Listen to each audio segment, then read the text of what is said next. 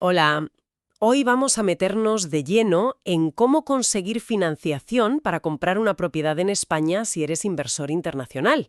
Tenemos como base una entrevista muy interesante con una experta en hipotecas, Maite Muñoz, de RIMAX Finance España. Y bueno, vamos a desgranar todo eso. Se habla mucho de España, ¿verdad? Eso de la Florida de Europa, el clima genial, la calidad de vida, la seguridad. La verdad es que atrae a muchísima gente. Pero claro, una cosa es soñar con tener algo aquí y otra es conseguir la pasta, la financiación. Así que esa es nuestra misión hoy. Entender bien los requisitos, cómo es el proceso, qué hay que tener en cuenta, basándonos en lo que nos contó la experta. Exacto, España es un destino muy potente para invertir en inmuebles desde fuera, pero el tema de la hipoteca, para alguien que no vive aquí, pues tiene sus cosillas. Es complejo a veces. Entender bien cómo funciona el sistema español es fundamental, para no llevarse sustos, ¿sabes? Pero vamos, que es un camino que se puede recorrer perfectamente. Solo hay que conocer las señales, por así decirlo. De acuerdo, pues vamos a ello. A ver, si alguien de fuera quiere comprar aquí, ¿qué es lo primerísimo que necesita? Lo indispensable. El NIE, sin duda. El número de identificación de extranjero. Y ojo, que es importante entender esto. No es un permiso para vivir aquí, ¿eh? Es un número fiscal, para pagar impuestos y hacer trámites. Sin el NIE no haces nada. Ni abrir una cuenta, ni firmar la compra, ni la hipoteca, nada. Se puede pedir en España, sí. O también en el consulado español de tu país. Es gratis. Pero, importante, puede tardar. A veces 15 días, a veces hasta 2 meses. Hay que planificarlo con tiempo. Es la llave, vamos. Entendido. El NIE es la llave maestra. Vale. Y una vez tienes el NIE o mientras lo estás tramitando, ¿qué otra cosa hay que hacer sí o sí? Abrir una cuenta bancaria. Otro paso inevitable. Da igual si compras al contado o con hipoteca. Si es al contado, el dinero tiene que pasar por una cuenta española, por temas de blanqueo de capitales y tal. Y si pides hipoteca, pues lógicamente ahí es donde te pasarán los recibos, donde ingresan el dinero del préstamo. Es imprescindible. Bien. NI, cuenta bancaria. En marcha. Llega el momento de hablar con los bancos. ¿En qué se fijan para decidir si te dan la hipoteca o no, siendo extranjero? Pues miran varias cosas clave. Lo primero, tu estabilidad laboral en tu país. Quieren ver que tienes un trabajo estable, ingresos regulares. Lo segundo, justificar de dónde sale el dinero que vas a poner tú. La entrada, los gastos, es un control antiblanqueo, lo normal. Y tercero, y esto es súper importante, tu capacidad de pago. Calculan si con tus ingresos de tu país puedes pagar la cuota de la hipoteca española más otras deudas que puedas tener. Y aquí viene la pregunta del millón. ¿Cuánto te prestan? ¿Qué porcentaje del precio de la casa puede financiar un comprador de fuera? Ajá, esa es la clave. Y depende mucho de tu residencia fiscal, o sea, dónde pagas impuestos y generas tu dinero. Según la fuente, si eres de la Unión Europea o del Reino Unido, los bancos aquí pueden llegar a darte hasta un 70% del precio de compraventa. Un 70%. Sí, sí. O sea, tú pones el 30% y los gastos aparte, claro. Ahora, si vives fuera de la zona euro o de países con moneda fuerte como el dólar, la libra, las coronas nórdicas, ahí ya baja un poco, generalmente sobre el 60%. Y para algunas otras nacionalidades, bueno, podría ser incluso menos, quizás un 50%. Depende del país y del riesgo que vea el banco. Oye, pues ese 70% para europeos y británicos es potente, ¿eh? Suena que abre bastante la puerta, más de lo que uno podría pensar. Hace que España sea más accesible, ¿no? Sí, la verdad es que es un porcentaje alto y es un gancho importante para esa gente. Demuestra que los bancos españoles, bueno, confían en esos perfiles. Vale, ya vemos que el porcentaje es una diferencia clara. Pero, aparte de eso, ¿hay otras diferencias grandes entre una hipoteca para un residente fiscal aquí y para un no residente? A ver, el análisis de cuánto puedes pagar, lo que llaman la tasa de esfuerzo, es muy parecido. Buscan que todas tus cuotas, las de aquí y las de fuera si las tienes, no pasen del 30 a 35% de lo que ganas neto al mes. Eso es bastante estándar, digamos. La diferencia gorda, como decíamos, es cuánto te financian como máximo. 50, 60, 70%. Y luego otra diferencia puede estar en los tipos de interés. A veces, para no residentes, son un poquito más altos. Ah, ¿y eso por qué? Pues principalmente, según explicaba la experta, porque es más difícil aplicar las bonificaciones. Esos son descuentos que te hace el banco en el tipo de interés si contratas otros productos con ellos. Seguros, tarjetas, planes de pensiones. Entiendo. ¿Y qué tipo de productos son más difíciles de contratar para un no residente? Dame algún ejemplo. El más típico es el seguro de vida vinculado a la hipoteca. Para un residente es muy común contratarlo con el banco para bajar el tipo de interés. Pero claro, un no residente normalmente ya tiene su seguro de vida en su país. Así que esa bonificación, pues, se pierde o es más complicada. Lo que sí se puede contratar y bonificar es el seguro de hogar, que además es obligatorio tenerlo si hay hipoteca. Y a veces, bueno, quizá un seguro de salud privado aquí en España también podría rascar alguna décima de bonificación. Pero en general, sí, tienes menos margen para bajar el tipo contratando cosas. Siempre se oye que el papeleo en España, que puede ser un lío, sobre todo si vienes de fuera. Según la fuente, ¿es para tanto? ¿Es una barrera real conseguir todos los papeles? A ver, la fama a veces es peor que la realidad, ¿eh? Sobre todo si vas bien asesorado. La experta decía que aunque los papeles cambian según el país de donde vengas, los bancos que trabajan con extranjeros están acostumbrados. No es algo súper complicado para ellos. Lo importante es poder demostrar 3 cosas básicas. 1. ¿De dónde sale tu dinero para la entrada? Extractos bancarios, si has vendido algo, herencias, lo que sea. 2. Tus ingresos regulares, pues con tu declaración de la renta de tu país, tus nóminas, si eres autónomo o empresario, pues las declaraciones de tu negocio. El equivalente, vamos. Y 3. Tu historial de crédito en tu país. Necesitan un informe, como el CIRBE que tenemos aquí, que diga qué otros préstamos tienes y si pagas bien o no. Un consejo práctico que daba la experta es, si en tu país te dan crédito fácil, si eres solvente allí, lo normal es que aquí también cumplas los requisitos básicos. Además, los buenos asesores te dan como una lista, un checklist, de los documentos exactos que necesitas según tu país, y eso ayuda un montón. Hablemos de plazos para devolver el dinero.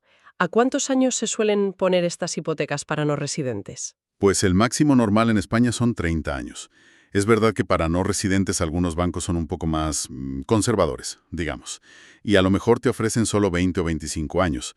Pero la experta decía que sí hay bancos que llegan a los 30 años, ¿eh? Depende del perfil del cliente, del país. Lo que sí hay es un límite de edad universal. La regla suele ser que cuando acabes de pagar la hipoteca, el titular que tenga más años no puede tener más de 75. Ah, claro. Por ejemplo, si tienes 55 años cuando pides la hipoteca, pues como mucho te la darán a 20 años, para que termines con 75. Vale, entendido.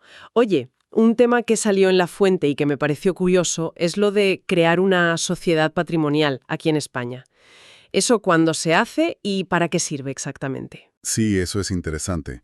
Es una opción que se plantea, y a veces es casi obligatoria, para clientes que vienen de países con monedas, digamos, menos estables frente al euro. Piensa en fuera de la zona euro, dólar, libra, coronas nórdicas, quizá Latinoamérica, por ejemplo.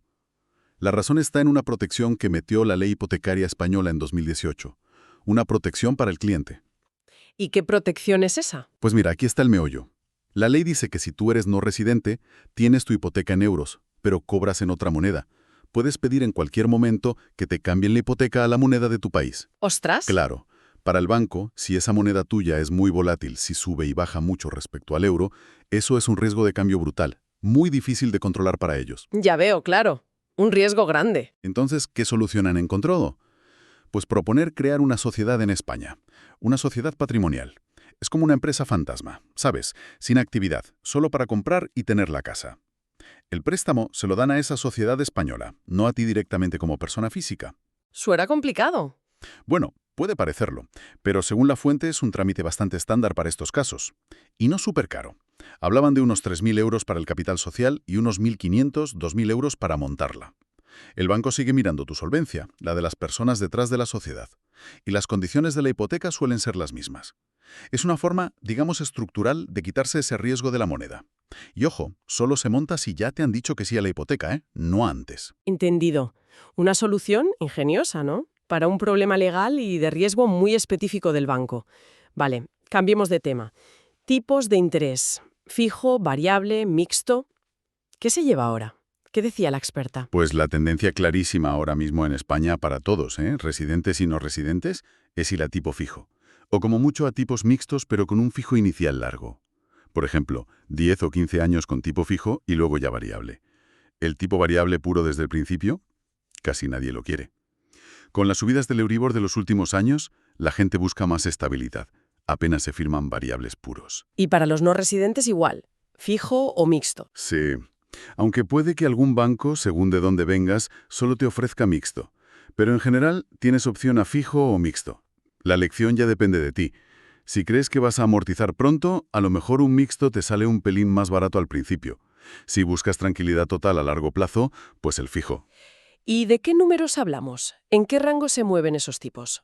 Más o menos. Como orientación, la experta decía que lo normal ahora mismo está entre un 3% y un 4%. A ver, un perfil europeo muy bueno, muy solvente, quizá pueda conseguir algo más cerca del 2%, 2,5%. Y para perfiles de fuera de esas zonas top, pues igual estás más en el 3,5%, 4%. Siempre depende de las bonificaciones que puedas pillar al final. Una duda que puede surgir. Si tengo una hipoteca aquí en España, ¿me afecta si luego quiero pedir un crédito en mi país? Y al revés, ¿qué hay de eso que se comentó de financiar aquí incluso si tienes el dinero para comprar al contado? Lo de si afecta en tu país depende totalmente de las leyes y de cómo funcionen los bancos allí. Aquí en España sí miramos si tienes deudas fuera. La experta comentaba que por lo que ella ve, en muchos países de Latinoamérica, por ejemplo, tener una hipoteca española no suele fastidiar tu historial allí. Pero bueno, eso hay que mirarlo caso por caso. Y lo de financiar teniendo la pasta, pues es una estrategia. Se llama apalancarse. Hay muchos inversores internacionales que lo hacen. Prefieren pedir la hipoteca aquí porque los tipos de interés en España igual son más bajos que los que les darían en su país para invertir fuera. O incluso más bajos que lo que esperan sacar de rentabilidad a sus propios ahorros si los mantienen invertidos. Ah, claro. Prefieren usar el dinero del banco para la casa y dejar su dinero trabajando en otras cosas. Es una decisión financiera, no porque no tengan el dinero. Pura estrategia. Qué interesante esa visión del apalancamiento. Vale, hablemos de la tasación. ¿Qué papel juega exactamente? La tasación es obligatoria. Siempre que hay hipoteca, el Banco de España la exige. La hace una empresa tasadora oficial, que es independiente del banco y del comprador. Su trabajo es decir cuánto vale la casa de forma objetiva. Ese valor es la referencia que usa el banco para calcular el porcentaje que te presta. Normalmente el valor de tasación suele ir bastante a la par con el precio que pagas, a veces un poquito por encima. Y para el comprador, oye, también es una especie de garantía. Verifica los metros cuadrados que están registrados, que no haya irregularidades raras. El coste lo paga el cliente, y suele estar entre 500 y 1.000 euros, más o menos, según lo que valga la propiedad. Bien, tenemos precio de compra, entrada, tasación, pero siempre hay más gastos, ¿verdad? ¿Puedes resumir los principales costes extra que hay que tener en mente al comprar con hipoteca? Claro. A ver, los gastos de firmar la hipoteca en sí. Aquí hay buenas noticias. La ley cambió y ahora la mayoría los paga el banco. Ah, bien. Sí, la notaría, el registro, la gestoría y el impuesto de actos jurídicos documentados de la hipoteca.